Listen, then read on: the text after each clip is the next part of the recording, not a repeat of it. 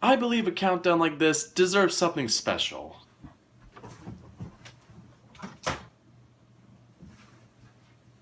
Okay, now we're ready to go.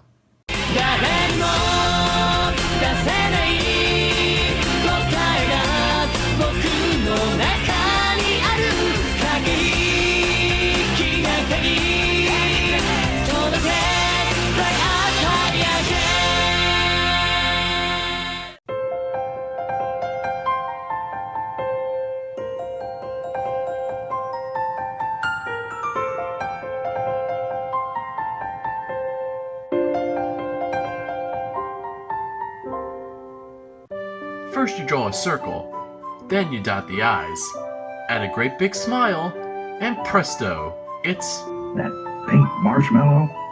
Kirby. Kirby has been around for over 25 years and is never going bad anytime soon.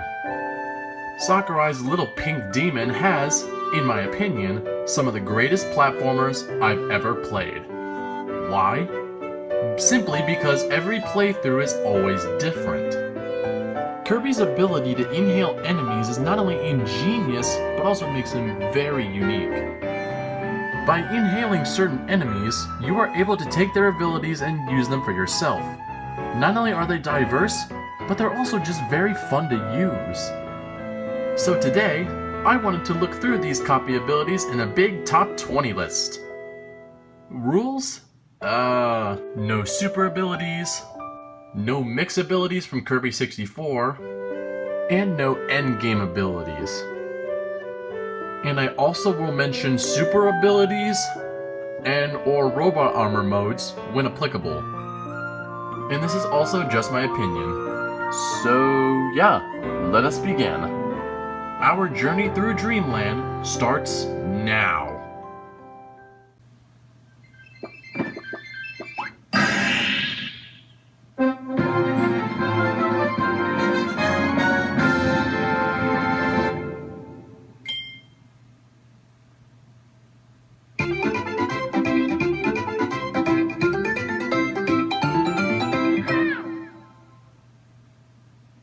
You know, I gotta admit, most copy abilities that are rather simplistic tend to be the most useful. It's not quite the same, but Hammer Kirby is a nice little ability. Back in the earlier games, I didn't like Hammer all that much. I guess I didn't believe the idea was as unique as something like this, and I always thought it was more of DDD's thing. But I came crawling back after learning how OP it is. Not only does it hit like a bulldozer, it also has fire properties, range, can be thrown as a projectile, and can solve nearly every puzzle in the games. Why is it so versatile? It's only a hammer! It also has a super ability that gives you a massive hammer and sends out shockwaves that will kill anything daring to step towards it. While its power is disgusting, it does have its negatives. Getting this ability is rare as it can only be acquired a la Bonkers the mini-boss or a copy essence. And I don't have any intent to use it in the modern games, because it's much more fun to use Hammer with King DDD. Ah well, Hammer's still fun to use from time to time, and it's quite a good start to the list.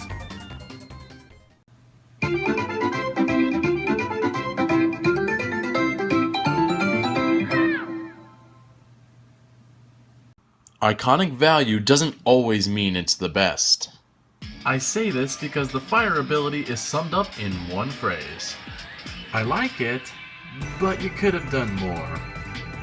Don't get me wrong, fire is still a good ability, focusing heavily on the idea of destruction. Fire is certainly pretty, but when it's being directed toward you, you might as well get rid of your bucket list. The fire ability's concept is one I appreciate that it's simply more than just throwing it up. Fire breath, fireballs, a super ability, a robot armor mode? Holy crap, does fire get some praise. Fire's super ability just takes the destruction idea of the original ability and boosts its power with a freaking fire dragon! The robot armor mode gives you 2 flamethrowers and lets you burn everything in your path. And behind you. The destruction mechanic of fire is one I simply love, but I don't really like using fire through the entirety of one level. As you'll see later on this list, some of the other abilities are way more unique and fun, but fire definitely gives me something to use if there's nothing around.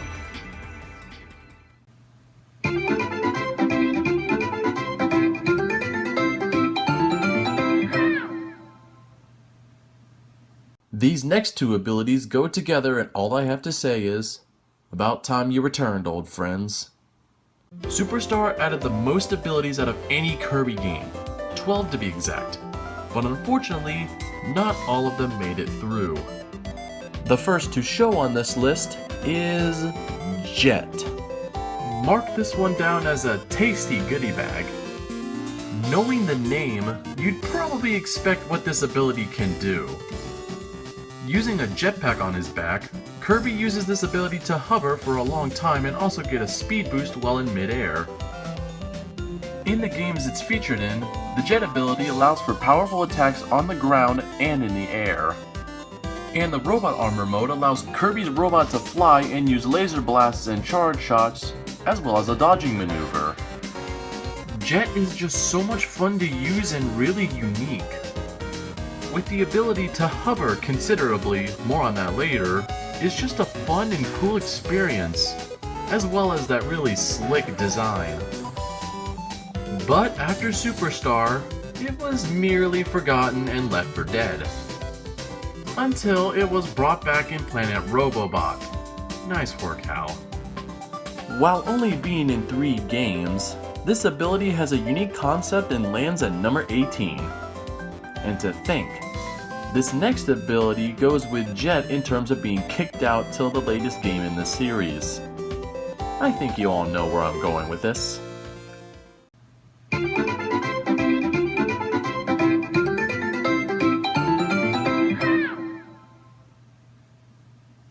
The pun for this ability is extremely redundant, so let's just cut to the chase. Number 17 is Mirror. Like Jet, Mirror was forgotten until Planet Robobot, which made many fans glad they brought it back, and for good reasoning. With this illusory ability, Kirby is granted the power to create mirror images of himself to confuse enemies and perform multiple attacks at once.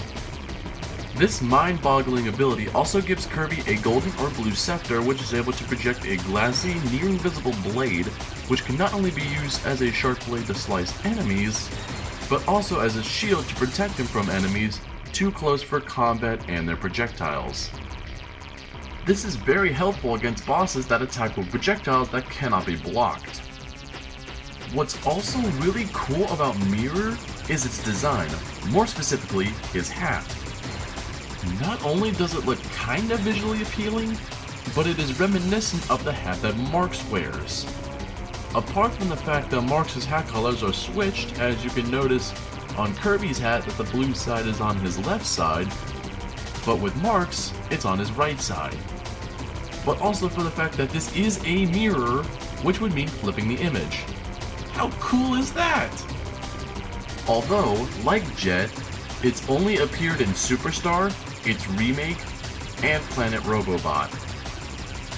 Well, it's awesome in the 3 games it's in, so let's hope that Jet and Mirror return in more games.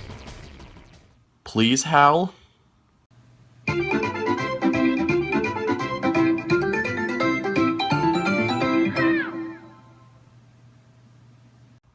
Well, that didn't take too long now, did it?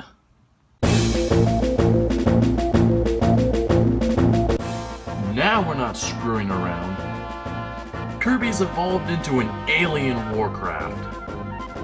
With Kirby being a baby star and all, it makes a lot of sense to go into that cosmic vibe with UFO. Despite the niche concept, UFO is basically a mix between beam and laser. It is a powerful ability that offers permanent levitation and 4 different attacks. The type of attack UFO Kirby does is based on how long the player holds down the B button. The longer it's pressed, the stronger the attack will be. Those charge shots hit so hard that you can take down bosses without even taking a scratch. Unfortunately, it has its limitations.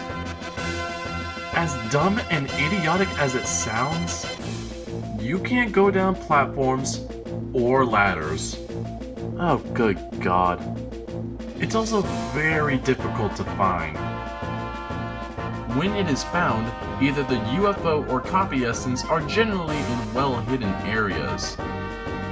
So if you find one, be sure to yell out to the world, "Just look at all the fucks I don't give."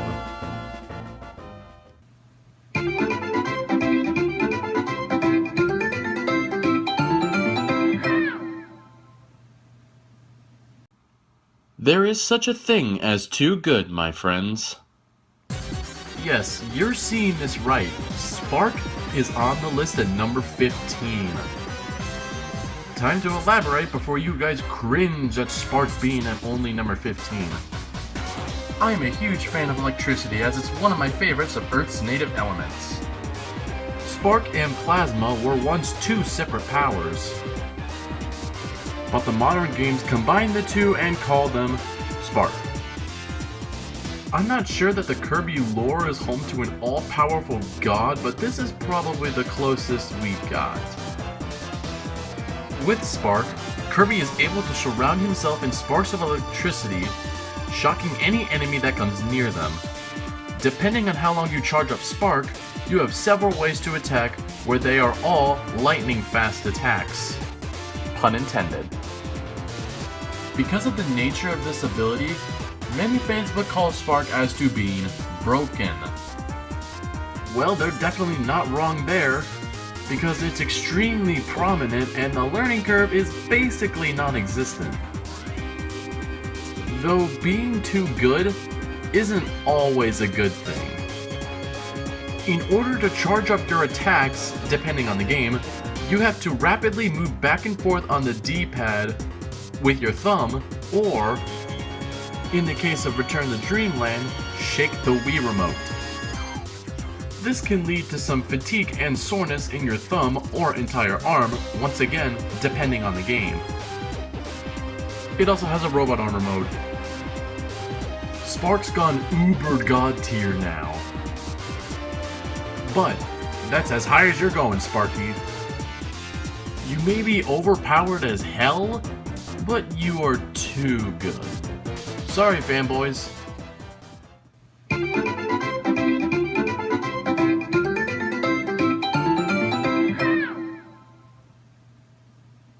What happens when you're one of the worst, but at the same time, one of the best abilities? You get my guilty pleasure, Ghost.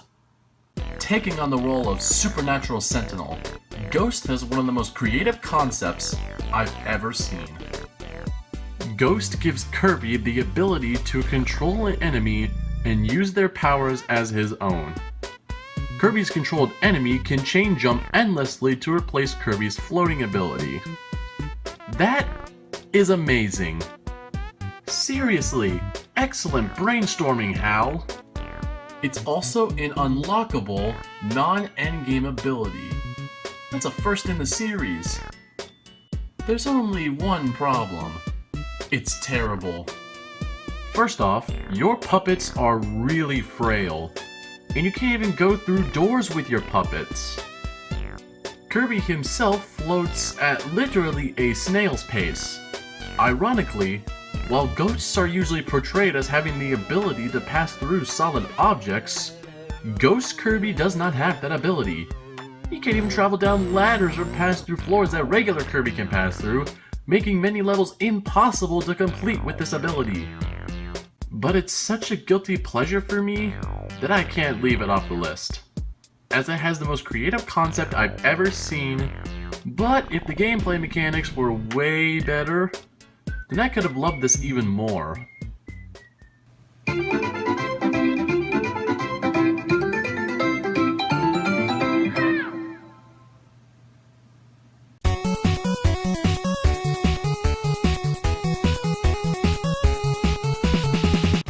Come on, you know you wanted that music. Kirby may not be as skilled as the typical ninja, but he certainly is the savage rookie. Ninja is best known for being one of the fastest abilities, meaning it is able to deal steady damage in a short period of time. In order to do sufficient damage, Kirby must execute many attacks at a time. This is because Ninja is predominantly projectile based with his shurikens, but can be close combated with a dagger. What I appreciate about this ability is how he references Japanese culture. Like how he uses those smoke bombs and the cherry blossoms, as well as access to the walls, and walking on water for some reason. Ninja is only number 13 because of its rarity and rather high learning curve. But Ninja makes Kirby one of the most adorable silent assassins out there. So who could Kirby get ninja skill lessons from? Ryu Hayabusa or Strider?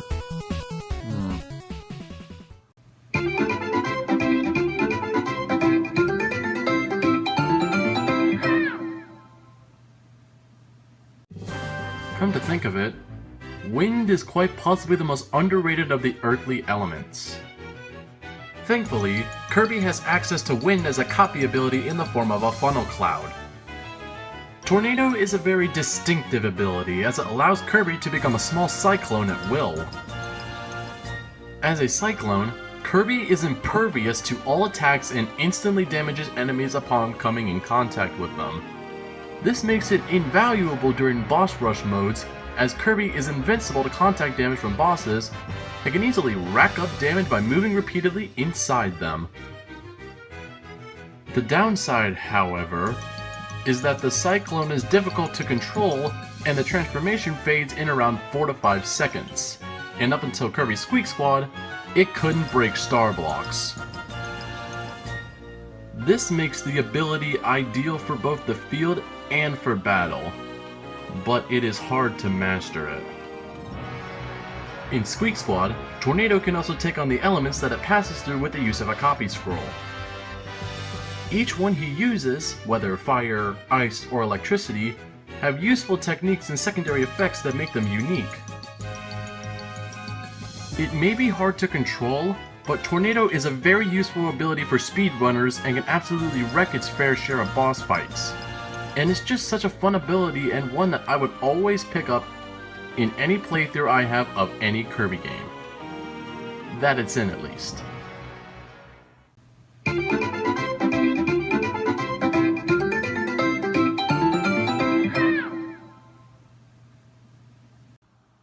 Whew boy, this one.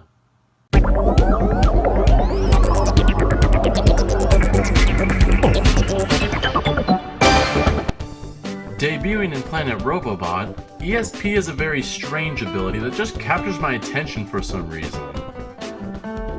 Probably because of the blatant reference to Ness from Earthbound, but whatever. When acquiring this ability, Kirby emits constant blue energy from his hands. Among more moves, Kirby is able to teleport short distances to avoid damage, can control a freely steering ball of energy around the screen, and counterattacks with a large psychic flash. These psychic pulses can also conduct electricity. Well, it seems like our On-It Boy isn't the only thing he's swallowed.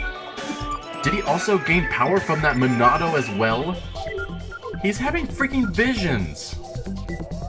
He also has a robot arm remote in which he releases balls of energy, either one big one in each hand or 4 at a time. ESP is just such an unnatural ability that many fans love ESP to death.